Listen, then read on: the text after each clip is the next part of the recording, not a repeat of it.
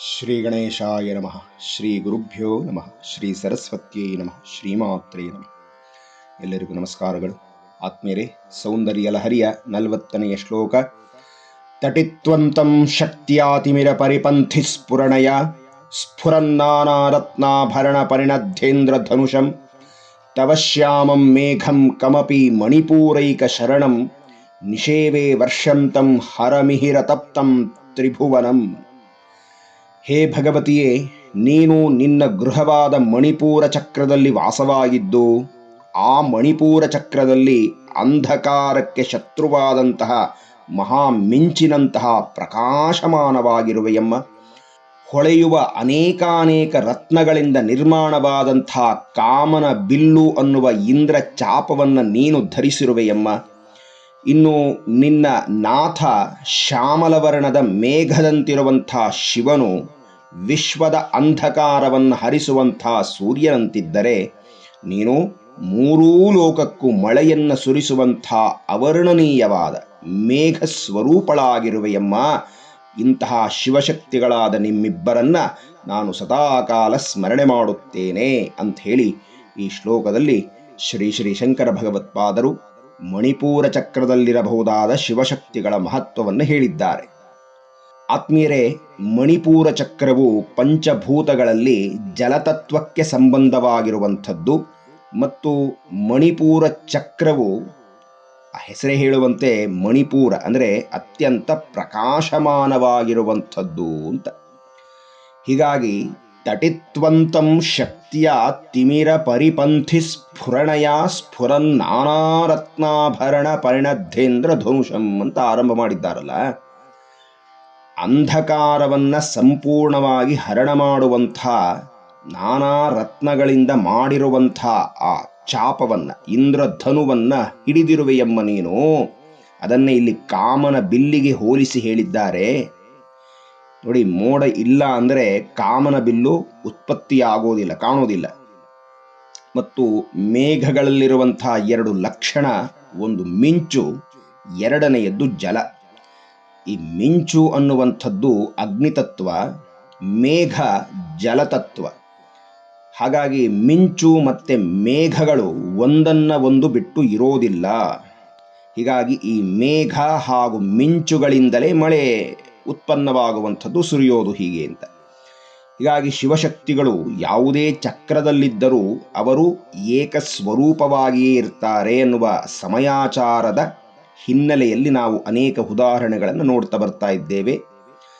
ಇನ್ನು ಈ ಶ್ಲೋಕ ಆರಂಭವಾಗಿರುವಂಥದ್ದು ತಟಿತ್ವಂತಂ ಅಂತ. ಅಂದರೆ, ಅಮ್ಮ ನೀನು ಮಹಾಮಿಂಚಿನಂತೆ ಇರುವೆ.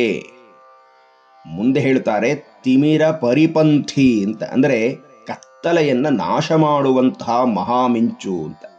ಯಾವುದು ಕತ್ತಲೆ ಅಂದರೆ ನಮ್ಮಲ್ಲಿರಬಹುದಾದ ಅಜ್ಞಾನ ಅನ್ನುವಂಥ ಆ ಕತ್ತಲನ್ನು ಹರಣ ಮಾಡುವಂಥ ಮಿಂಚಿನೋಪಾದಿಯಲ್ಲಿ ಇರುವವಳು ಅಂತ.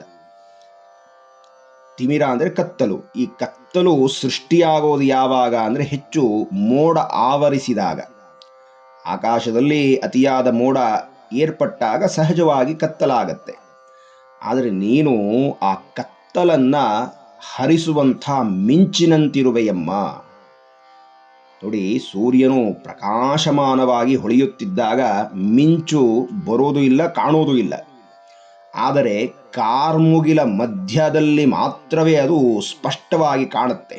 ಹಾಗಾಗಿ ಶಿವನನ್ನ ಶ್ಯಾಮಲವರ್ಣದ ಮೇಘಕ್ಕೆ ಹೋಲಿಸಿದ್ದಾರೆ, ಅಮ್ಮನಿಗೆ ಮಿಂಚಿಗೆ ಹೋಲಿಸಿ ಹೇಳಿದ್ದಾರೆ. ಈ ಕಾರಣದಿಂದಲೇ ಮುಂದಿನ ಸಾಲಿನಲ್ಲಿ ಗುರುಗಳು ತವಶ್ಯಾಮಂ ಮೇಘಂ ಕಮಪಿ ಮಣಿಪೂರೈಕ ಶರಣಂ ನಿಷೇವೇ ವರ್ಷಂತಂ ಹರಮಿಹಿರ ತಪ್ತಂ ತ್ರಿಭುವನಂ ಅಂತ ಹೇಳಿದ್ದಾರೆ. ಶಿವನು ಗಾಢವಾದ ನೀಲವರ್ಣದಿಂದ ಕೂಡಿದ್ದಾನೆ, ಅಮ್ಮ ಮಹಾಮಿಂಚಿನಂತೆ ಇದ್ದಾಳೆ. ಮತ್ತು ಈ ಚಕ್ರದಲ್ಲಿರುವ ಶಿವಶಕ್ತಿಗಳಿಗೆ ಅಮೃತಾಂಬ, ಅಮೃತನಾಥ ಅನ್ನುವ ಹೆಸರಿದೆ ಅಂತ ಹೇಳಿ ಶ್ರೀವಿದ್ಯಾ ಉಪಾಸಕರು ಹೇಳಿದ್ದಾರೆ. ಮತ್ತೊಂದು ದೃಷ್ಟಿಯಲ್ಲಿ ಹರಮಿಹಿರ ತಪ್ತಂ ಅಂತ ಹೇಳಿದ್ದಾರೆ. ಅಂದರೆ ಶಿವನಿಗೆ ಸೂರ್ಯನನ್ನು ಹೋಲಿಸಿ ಹೇಳುತ್ತಾ, ಆ ಸೂರ್ಯನ ಶಾಖದಿಂದಾಗಿ ಈ ತ್ರಿಭುವನಗಳು ತತ್ತರಿಸಿ ಹೋಗುತ್ತೆ. ಆಗ ಆ ಭೂಮಿಗೆ ಕಿಮಪಿ ಮೇಘಂ, ಯಾವುದೋ ಅವರ್ಣನೀಯವಾದಂಥ, ವರ್ಣಿಸಲು ಸಾಧ್ಯವಾಗದಂತಹ ದಿವ್ಯವಾದ ಅಲೌಕಿಕ ಶಕ್ತಿಯಾದ ನೀನು ತಂಪನ್ನೆರೆದು ಮಳೆಯ ರೂಪದಿಂದ ಜನಗಳಿಗೆ ಶಾಂತಿಯನ್ನು ಕೊಡುತ್ತೀಯೇ ಅಂತ. ಇದು ಹೇಗೆ ಅಂದರೆ, ತಪಸ್ಸು ಮಾಡಿದಂಥ ತಪಸ್ವಿ, ತಪಸ್ಸು ಅಂದ್ರೇ ತಾಪದ ಮೂಲ, ತೀವ್ರವಾಗಿ ತಪಿಸಿಬಿಡಬೇಕು. ಅಂತಹ ತಾಪದಿಂದ ತಪಿಸಿದ ಮಹಾತ್ಮನಿಗೆ ಆ ತಪಸ್ಸಿನ ಫಲವಾಗಿ ಸುಧಾ ಅಂದರೆ ಅಮೃತದ ಧಾರೆಯಾಗುತ್ತೆ. ತಪಸ್ಸು ಸಿದ್ಧಿಯಾದರೆ ಅಮೃತ ಲಭ್ಯವಾಗುತ್ತೆ. ತಪಸ್ಸು ಅಂದರೇನೆ ಶಿವ, ಸುಧೆ ಅಂದರೆ ಅಮೃತ ಅಂದರೆ ಅಮ್ಮ ಅಂತ. ತಪಸ್ಸಿಲ್ಲದೆ ಅಮೃತ ಸಿಗೋದಿಲ್ಲ, ಅಮೃತವು ತಪಸ್ಸಿಲ್ಲದೆ ಸಿದ್ಧಿಯಾಗೋದಿಲ್ಲ.